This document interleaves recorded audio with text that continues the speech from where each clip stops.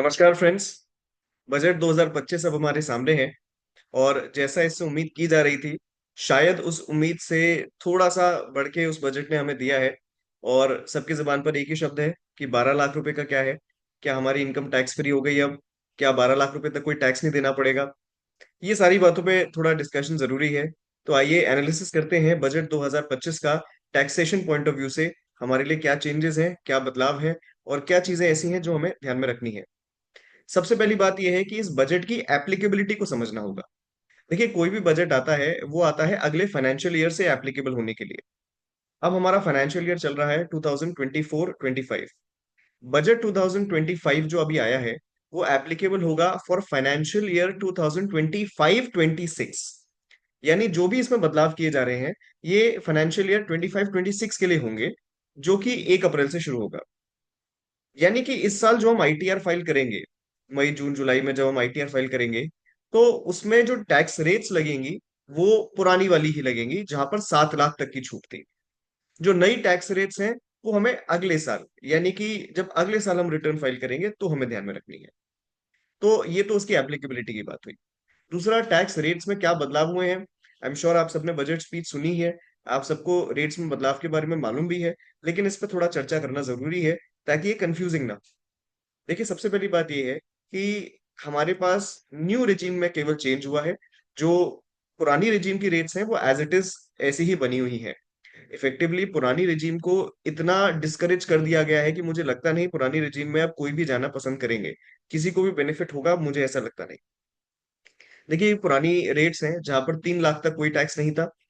3 लाख से लेकर 7 लाख तक 5%, 7 से 10 पे 10%, फिर 10 से 12 15%, 12 से 15 20%, और 15 के ऊपर 30%।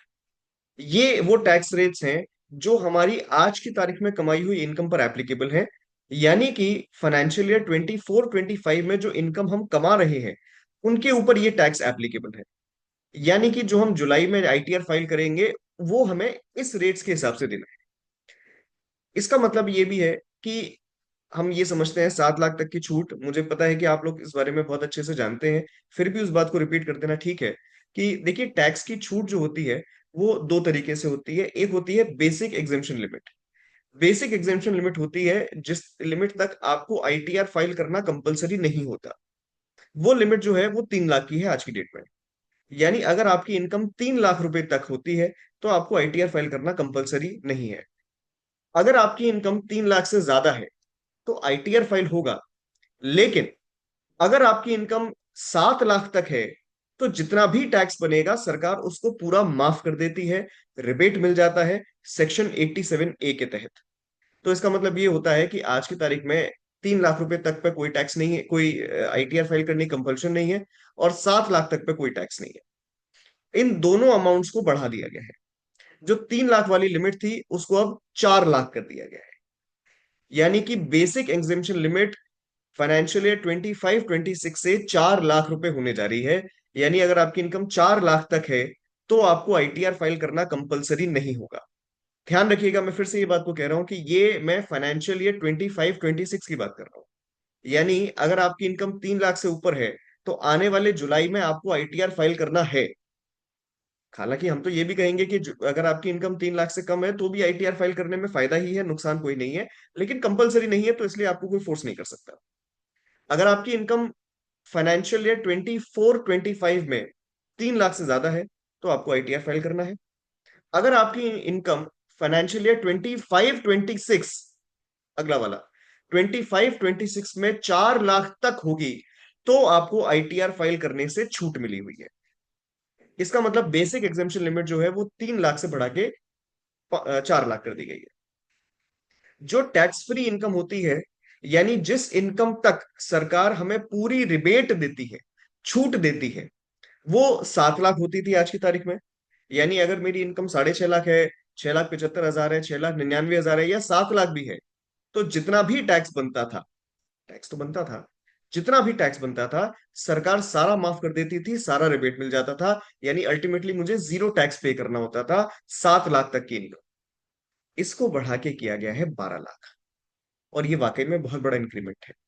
इसका मतलब ये है कि अगर फाइनेंशियल ईयर 25-26 आगे आने वाला फाइनेंशियल ईयर, उसमें आप 12 लाख रुपए तक कमाते हैं, तो आपको कोई भी इनकम टैक्स नहीं देना होगा। ये मैं बात कर रहा हूँ टोटल इनकम की। जो आपको स्टैंडर्ड डिडक्शन मिलता है वो मिलेगा। स्टैंडर्ड डिडक्शन में कोई बदलाव नहीं है, वो सैलरी में अभी भी 75,000 का ही है। इफेक्टिवली अगर आप सैलरी वाले व्यक्ति हैं और आपकी सैलरी इनकम पूरे साल की 12,75,000 तक है, तो आपको कोई टैक्स देना नहीं पड़ेगा। आप पे कोई टीडीएस भी डिडक्ट नहीं होगा। बहुत बड़ी छूट है। लेकिन इसी में एक बहुत बड़ी क्लैरिटी लेना भी जरूरी है कि सर, क्या होगा अगर अगले साल मेरी इनकम 12 लाख से ज्यादा हुई तो? क्या मेरी इनकम 12,50,000 हुई तो क्या मुझे छूट मिलेगी नहीं मिलेगी? सर, आपके छोटे भाई को छूट मिल गई है। आपका छोटा भाई जो 12 लाख से कम कमाता है, वो छूट ले गया है, और उसकी भरपाई अब आपको करनी पड़ेगी। यानी 12 लाख से ऊपर अगर आपकी इनकम है, 1 रुपए की छूट आपको नहीं मिलेगी, बल्कि आपको उसमें 4% एक्स्ट्रा सेस और देना पड़ेगा। ये नियम हम सभी जानते हैं। तो आज की डेट में जो पोजीशन है वो 3 लाख और 7 लाख वाली है। अगले फाइनेंशियल ईयर में जो पोजीशन रहेगी वो 4 लाख और 12 लाख की होगी। 4 लाख तक आईटीआर फाइल करना कंपलसरी नहीं है, वह बेसिक एग्जेम्पशन लिमिट है। और 12 लाख तक जो भी टैक्स बनेगा, वो सारा का सारा आपको रिबेट के कारण माफ कर दिया जाएगा। मैं फिर इस बात को रिपीट कर रहा हूं कि अगर आपकी इनकम अगले साल 11 लाख है, 11.5 लाख है, 12.5 लाख है, या 12 लाख भी है, तो आपको कोई टैक्स नहीं देना। लेकिन अगर आपकी इनकम 12 लाख से थोड़ी सी भी ऊपर है, तो सर रिबेट भूल जाइए। फिर आप पे टैक्स कैसे लगेगा? शुरुआत के 4 लाख पे 0, अगले 4 लाख से 8 लाख के बीच में 5% यानी कि 20,000, अगले 8 लाख से 12 लाख के बीच में 10% यानी कि 40,000, फिर 12 लाख से लेकर जो भी आपकी 15% की, 20% की, या 25% की, या 30% की रेट बनेगी, वो बनती रहेगी। तो क्या बजट से हमें फायदा हुआ है? निश्चित तौर पर हुआ है। इस बात को कोई डिनाई नहीं कर सकता, इस बात में कोई दो राय नहीं है कि टैक्स की रेट्स बेटर हुई हैं। मैं एक एवरेज के तौर पे आपको बताता हूं। जहां पिछली रेट्स में, इन रेट्स में 15 लाख रुपए की इनकम वाले एक व्यक्ति को लगभग लगभग 1.5 लाख रुपए, या मैं एक एवरेज एग्जैक्ट बताता हूँ आपको, 1,45,000 के आसपास उनको टैक्स देना पड़ता था। इस रिजीम में वो 1,45,000 के लगभग का टैक्स रह जाएगा केवल 1,09,000 के आसपास का। यानी कि बहुत अच्छा बेनिफिट, करीबन करीबन 36,000 रुपए के टैक्स का बेनिफिट हमें न्यू रेजीम में अगले साल से मिलने जा रहा है। एक एवरेज तौर पे बात है। तो डेफिनेटली टैक्स की रेट्स हमारी चेंज हुई है। इसके बाद जो सबसे बड़ी न्यूज है वो ये है कि इनकम टैक्स का पूरा एक्ट बदलने जा रहा है। इस एक्ट में बहुत सारे बदलाव होने जा रहे हैं, जो कि हमारे लिए एक अच्छी बात है। अच्छी बात इसलिए है क्योंकि नया एक्ट जो आएगा वो सिंप्लीफाइड लैंग्वेज में आएगा, ऐसा हम उम्मीद करते हैं। फाइनेंस मिनिस्टर ने अगले हफ्ते इस इनकम टैक्स बिल को पेश करने की बात कही है। खैर, जब वो बिल आएगा, उसके प्रोविजंस आएंगे, तब हम उस पर बात कर सकते हैं। फिलहाल आज जो उन्होंने अनाउंसमेंट किए हैं, उनमें सबसे पहला तो एक टैक्स रेट्स पे चेंजेस की बात थी जो हमने डिस्कस की। इसके अलावा जो टीडीएस है, उसमें उन्होंने चेंजेस की बात की है। देखिए, टीडीएस की जो रेट्स हैं उनको चेंज नहीं किया गया। टीडीएस की कोई रेट में बदलाव नहीं है, बदलाव हुआ है थ्रेशोल्ड लिमिट में। जैसे फॉर एग्जांपल डिविडेंड, डिविडेंड की लिमिट जो होती थी वो पहले 5,000 रुपए पर एनम होती थी, यानी 5,000 से ज्यादा अगर आपको डिविडेंड आता था तो उस पर 10% टीडीएस कट जाता था। अब वो लिमिट 5,000 से बढ़ा के 10,000 रुपए कर दी गई है। इसके अलावा अगर कोई बैंक से या पोस्ट ऑफिस से किसी सीनियर सिटीजन को इंटरेस्ट मिलती थी, तो वो इंटरेस्ट जो है 50,000 रुपए से ऊपर की अगर मिलती थी तो उस पर टीडीएस कट जाता था। अब वो इंटरेस्ट 1 लाख रुपए से ज्यादा की हुई तो ही टीडीएस कटेगा। ये एक बहुत अच्छी बात है। इसका डायरेक्ट फायदा ये है कि ऐसे सीनियर सिटीजन्स जिनकी इंटरेस्ट इनकम आती है बैंक से, पोस्ट ऑफिस से, एफडीज के माध्यम से या आरडीज के माध्यम से, तो वो टीडीएस से थोड़ा सा रिलीफ पा सकते हैं अगर उनकी इंटरेस्ट 50,000 से तो ज्यादा होती थी, 1 लाख से कम होती थी। इसके अलावा इंटरेस्ट अगर सीनियर सिटीजन के अलावा किसी को मिलती थी, बिलो 60 वालों को, तो उसकी लिमिट पहले 40,000 हुआ करती थी, जिसको बढ़ा के 50,000 किया गया है।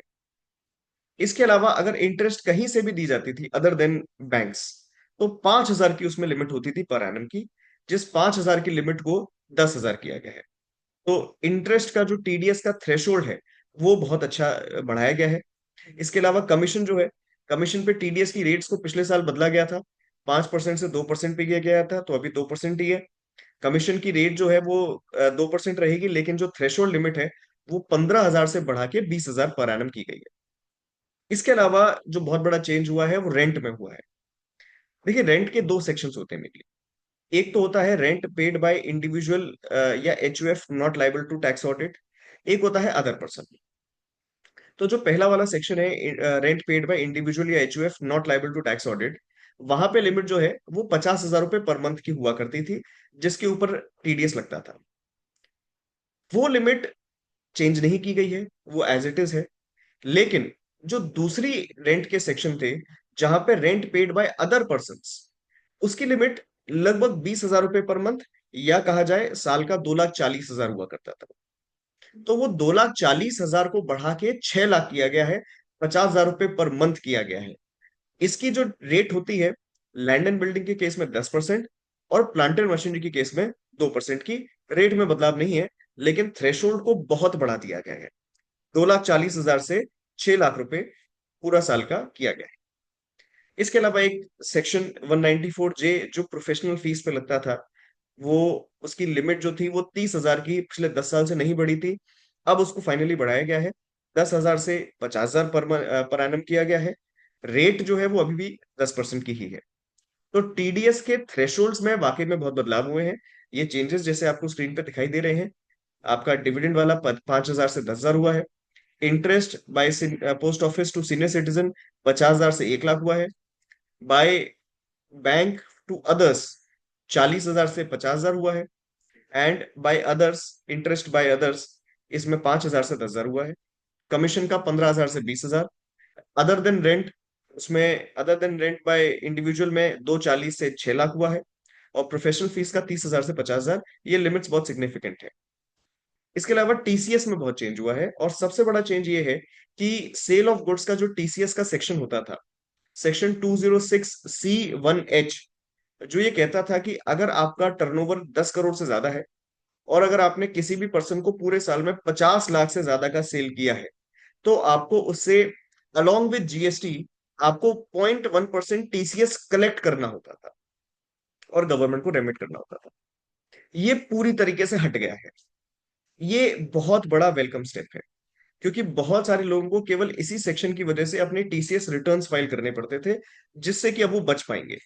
With effect from 1 April 2025, TCS on sale of goods ये पूरी तरीके से रिमूव हो चुका है।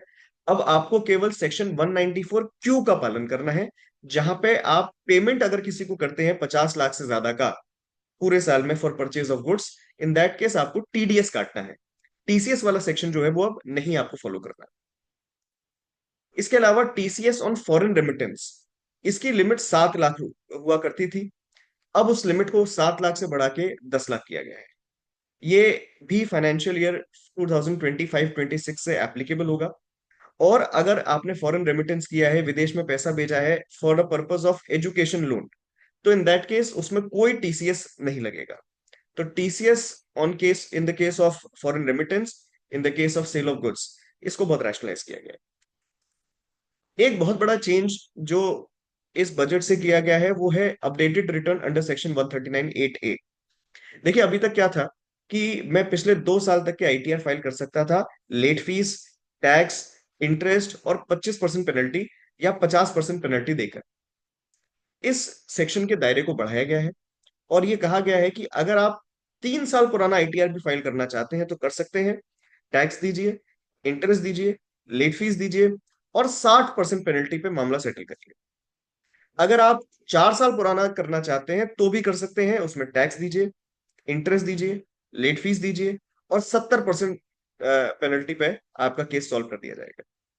खैर, इससे बहुत बड़ा फायदा उन लोगों को भी होगा जो बिल्कुल आईटीआर फाइल करना भूल गए थे, तो उसका भी बेनिफिट उठा सकते हैं। ये भी 1 अप्रैल 2025 से एप्लीकेबल होगा। यानी कि बात करें तो फाइनेंशियल ईयर 2020-21, प्लीज ध्यान से सुनिएगा, फाइनेंशियल ईयर 2020-21 का अगर आपका कोई आईटीआर मिस हो गया, तो उसको दोबारा फाइल करने का आपको ऑप्शन मिलेगा अब 1 अप्रैल 2025 के बाद से। तो 2021, 21, 22, 22, 23 और 23-24 की ड्यू डेट जो है वो अभी निकल के गई है, तो वो तो आप कर ही सकते हैं। तो ये एक अपडेटेड रिटर्न के कारण ये बहुत बड़ा चेंज हुआ। ये हमारे इस वाले बजट से बहुत सारे चेंजेस हुए हैं जिनको हमें ध्यान में रखना है। ओवरऑल एक अच्छा बजट रहा। जब 12 लाख रुपए वाला अनाउंसमेंट हुआ तो वाकई में मिडिल क्लास के जितने भी हमारे भाई बहन हैं, उन सबके चेहरे पे एक मुस्कान आई। ये स्टेप की बहुत जरूरत भी थी, इस लिमिट को बढ़ाने की भी बहुत जरूरत थी।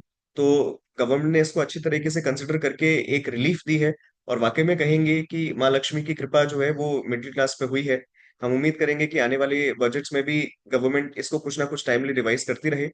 ये तो रहे वो चीजें जिनमें बदलाव हुए हैं। जो बदलाव नहीं हुए हैं वो आप सबके सामने हैं। फॉर एग्जाम्पल, स्टैंडर्ड डिडक्शन में कोई बदलाव नहीं है न्यू रिजीम के। सेक्शन 80C 80D की एप्लीकेबिलिटी पे कोई बदलाव नहीं है। इसके अलावा जीएसटी में बहुत ज्यादा चेंजेस नहीं किए गए हैं। ऑल्दो जीएसटी के चेंजेस जो हैं वो सेंट्रल गवर्नमेंट नहीं करते हैं, वो थ्रू जीएसटी काउंसिल होते हैं। लेकिन नेवरदलेस इस बजट में हमें बहुत सारी चीजें देखने को मिली टैक्सेशन के पॉइंट ऑफ व्यू से। और कहीं ना कहीं गवर्नमेंट ने 2047 का जो विकसित भारत का लक्ष्य लिया है, तो उसकी तरफ एक रोड मैप हम देख पा रहे हैं। Thank you for joining all of you. Take care. Thank you.